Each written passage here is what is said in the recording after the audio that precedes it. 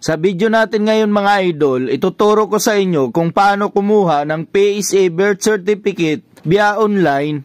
Kung gusto mo ng madaling paraan para makuha ang iyong PSA birth certificate na hindi na kailangan pumunta at pumila sa PSA office, sundan mo ang bidyong ito. Pero bago tayo magpatuloy mga idol, kung bago ka pa lang dito sa aking channel, ay paki-like and subscribe at pindutin mo na rin ang notification bell para lagi kang updated sa tuwing may bago akong video na ina-upload. Tara, simulan na natin!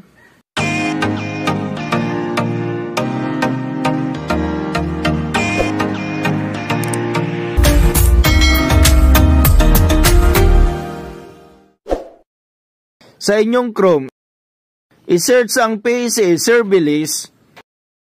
Then, select nyo itong PSA survey list. At pindutin itong got it. Then, click nyo itong I accept cookies. Dahil birth certificate ang kukunin natin, piliin natin itong birth certificate. At makikita dito yung mga terms and conditions. Basahin nyo lang mga idol. At pagkatapos, i-check itong I agree to the terms and conditions. At pati itong I agree to the data privacy notice. At pagkatapos, i-click nyo na itong next. May mga tanong dito mga idol na kailangan nyong sagutan. Tinatanong dito sa number 1 kung mayroon bang corrections o pagwawasto na ginawa sa birth certificate na iyong kukunin. At dito sa number 2, tinatanong kung nakakuha ka na ba dati ng kopya ng birth certificate mula sa PSA. Piliin nyo lang yung sagot mga idol kung yes or no. At pag nasagutan nyo na, click nyo na itong next. At mapupunta na kayo dito sa pagpipill up ng mga detalye at information.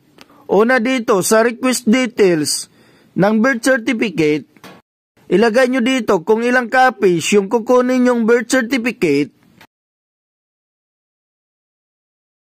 May note dito mga idol, ilagay daw ang maiden name kung married female. Maiden name mga idol, ibig sabihin pangalan ng babae nung dalaga pa. Din ilagay nyo dito yung details ng kukuhanan nyo ng birth certificate. Ilagay nyo ang kanyang last name, first name at middle name. Kung saan siya pinanganak, date of birth at ang kanyang kasarian. Pangalan ng mga magulang, father and mother's complete name. Sunod dito sa baba naman, itong relationship to the document owner. Kung kaano-ano mo yung kukuhanan mo ng birth certificate, pumili na lang kayo dito mga idol. Sunod itong embassy or government agency details. Kung ang iyong birth certificate ay i-deliver sa embassy or government agency, din itong purpose of request kung para saan ang pagkuha mo ng birth certificate. At pag okay na, click nyo na itong next. At mapuproceed na kayo dito sa requesters and delivery details. Ilagay nyo dito ang buong pangalan ng kukuha o nagre-request ng birth certificate. Ilagay din ang email address at mobile number. Sunod mga idol, pipili kayo kung deliver or pick up at LBC branch. Door to door na yung delivery nila mga idol. Dito sa baba, ilagay nyo ang iyong delivery address. Kailangan complete address mga idol. At pag okay na, i-click na ang next. I-double check nyo kung tama ang mga details na nailagay nyo mga idol. Kung okay na, i-scroll nyo lang at i-click itong confirm. At mapupunta na kayo dito sa summary. Check nyo na ang bawat details mga idol. At nakalagay na din dito kung magkano ang babayaran nyo. At kung okay na lahat, click nyo na ulit itong next. At may lalabas ditong quick survey kung paano o saan nyo malaman ang tungkol sa PSA survey list website. Then click submit. At mapupunta na kayo sa acknowledgement. Dito makikita yung reference number. Isave nyo ito mga idol kasi kailangan nyo ito once na magbabayad na kayo. And then, select nyo na itong proceed to payment.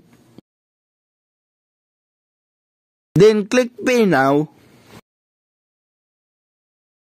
At dito mga idol, pindutin itong Proceed. Sa pagbabayad, maaari kayong pumili mga idol. Kung debit card, e-wallet, pwede din magbayad sa mga bayad center. Kung nakatulong sa inyo ang bidyong ito, huwag kalimutang mag-subscribe. Kung gusto nyo ng mga tips and updates na kagaya nito, subscribe for more. Thank you for watching.